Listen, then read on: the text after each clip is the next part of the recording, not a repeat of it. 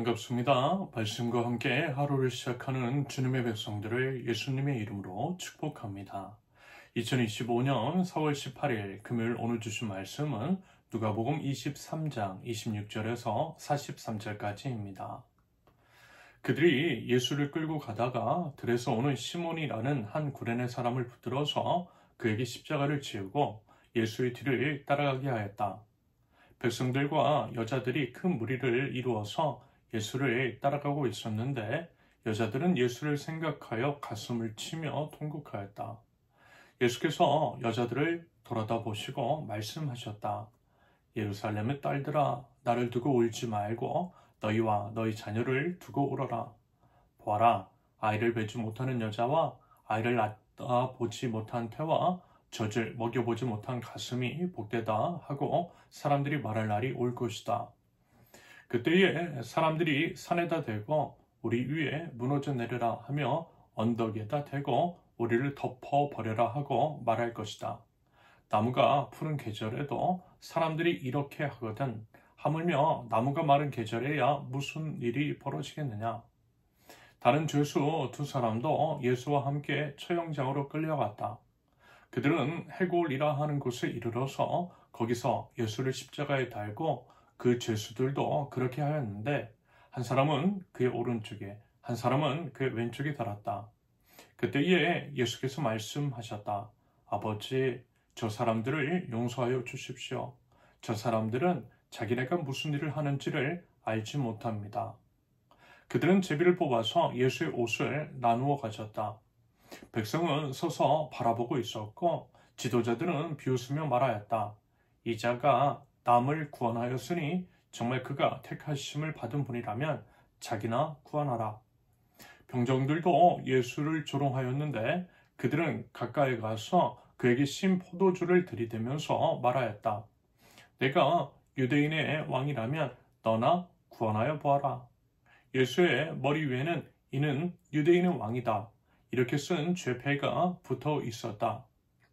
예수와 함께 달려있는 죄수 가운데 하나도 그를 모독하며 말하였다. 너는 그리스도가 아니냐? 너와 우리를 구원하여라. 그러나 다른 하나는 그를 꾸짖으며 말하였다. 똑같이 처형을 받고 있는 주제에 너는 하나님이 두렵지도 않으냐? 우리가 저지른 일 때문에 그에 마땅한 벌을 받고 있으니 당연하지만 이분은 아무것도 잘못한 일이 없다. 그리고 나서 그는 예수께 말하였다. 예수님, 주님이 주님의 나라에 들어가실 때에 나를 기억해 주십시오. 예수께서 그에게 말씀하셨다. 내가 진정으로 내게 말한다. 너는 오늘 나와 함께 낙원에 있을 것이다. 아멘. 이번 주는 교회력상 고난주간이고요. 말하자면 오늘 금요일은 성금요일이라고 하는 날입니다. 예수님께서요, 오늘 십자가에 매달려 죽으신 거예요. 금요일에 죽으시고 사흘 만에, 다시 말해서 안식 후 첫날에 부활하신 예수님. 그 당시 안식일은 지금으로 말하면 토요일, 고로 사흘 만에 부활하신 주님은요, 지금의 이제 주일에 부활하신 것입니다. 이와 같은 이유로 부활의 주님을 찬양하고 예배하되 우리를 위해서 죽으시고 부활하신 예수 그리스도를 기억하고 기리기 위해 과거 유대의 안식일이 아닌 부활하신 일요일을 주일로 삼아서 하나님을 예배하고 있는 것입니다. 물론요, 매 순간 그리고 평생을 그리해야 합니다. 하지만 특히 고난주가 그리고 이제 더더욱 오늘 성금요일에는 우리 주님의 십자가를 깊이 묵상해 볼 수 있기를 바랍니다. 우리 예수님께서 이 땅에 오신 이유, 이 땅에 오셔서 왜 그와 같은 순환과 고초를 당하시고 십자가에 매달려 죽으셔야만 했는지, 더불어 그때의 고통은 얼마나 크셨을 것인지 깊이 한번 성찰해 보자라는 것입니다. 십자가를 바라볼 때 하나님께 감동하지 않을 수 없어요. 그 은혜로 인해 우리가 현재의 모습 그대로 머물러 있을 수만은 없음을 고백합니다. 부디어 십자가의 그 사랑과 은혜에 마땅한 반응이 있을 수 있기를 바랍니다. 예수님은요, 온갖 고초를 다 당하시되 인간으로서는 감당하기 힘든 극한의 고통을 당하셨어요.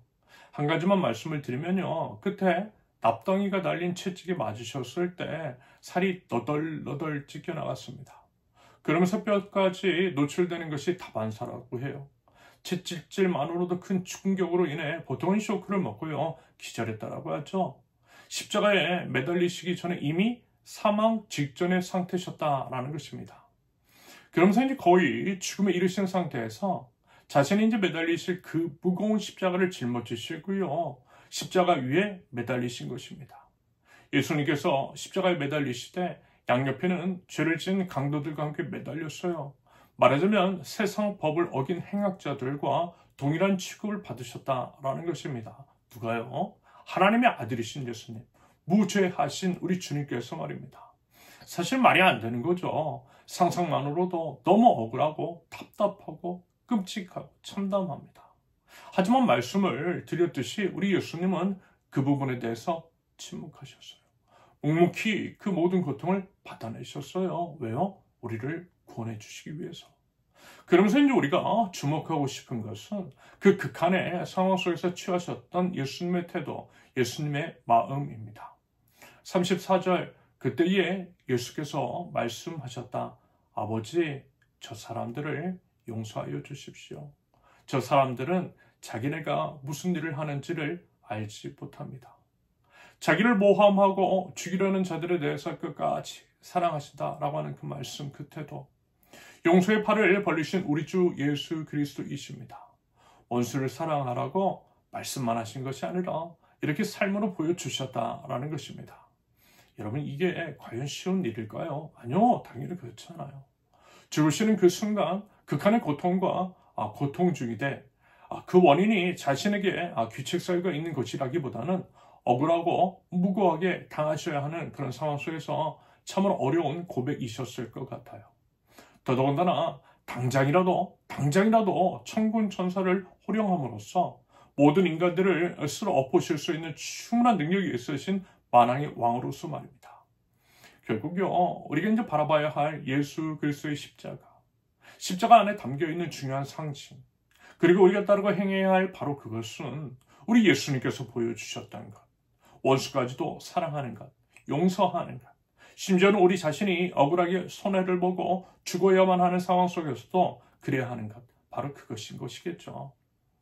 사실 이제 이런 말씀에 이제 해석을 내놓으면서도요, 일단 이제 저부터가 너무 부끄러워요. 솔직히 이제 저는 그렇게 이제 못했거든요. 지금도 이제 마찬가지일 수 있겠습니다. 겉으로는 별일이 없어 보일런지는 몰라도 속으로는 온전히 품고 있지 않는 그러한 모습들, 속 좁은 모습들. 그래서요, 주님 바라봐요. 더욱더 주님 바라봐요. 한 번 더 주님의 십자가 바라봐요. 십자가 위에서 원수를 용서하시고 끝까지 사랑하셨던 우리 예수님 묵상해 봅니다. 그 예수님 의지하면서 은혜를 구해봅니다. 사랑하고 좀 더 사랑하고 더 품고 용서할 수 있도록 그렇게 해달라고 주님께 간구합니다. 당연히요, 어려워요. 오직 십자가 위에서 죽어야만 가능합니다. 그러므로 부디 이미 죽으신 우리 주 예수 그리스도와 함께 우리의 그 작은 마음들을 죽일 수 있도록, 예수님과 함께 그 죽일 수 있도록, 그럼으로써 예수님의 그 사랑과 은혜를 흘려보낼 줄 아는 저와 여러분들 모두 되실 수 있기를 예수님의 이름으로 축원합니다. 함께 기도합니다. 십자가 위에서 보여주신 위대한 사랑과 놀라운 용서에 감사드립니다. 비록 저희는 부족하고 연약하며 여전히 고집이 세지만 우리 주님께서 올라가신 십자가 위로 올라갈 때에 저희는 죽고 오직 그리스도께서만이 사시기를 원합니다. 주님, 은혜를 베풀어 주시옵소서. 마음속으로 용서하지 못한 자들 있습니다. 겉으로는 잘 지내는 척하지만 속으로는 미워하고 정죄하고 판단하고 소외 배제시키는 자들이 있습니다. 이렇게 속 좁은 저희들 깨뜨려 주시고 두 팔 벌려 십자가에 매달리시고 구원하신 우리 예수님 따라서 용서하고 품어줄 수 있는 저희가 될 수 있도록 우리 주님 인도하여 주시옵소서. 예수님의 이름으로 기도합니다. 아멘. 하나님께서 오늘 주신 말씀과 각자의 기도 제목을 놓고 우리 잠시 기도합니다.